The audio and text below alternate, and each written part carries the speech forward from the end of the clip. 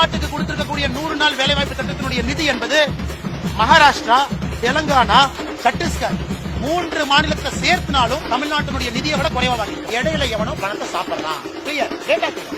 அப்ப இடையில எவன் பணத்தை சாப்பிடறான் இப்ப தொலைக்கு. இடையில பணத்தை சாப்பிடறான் தூக்கணும்.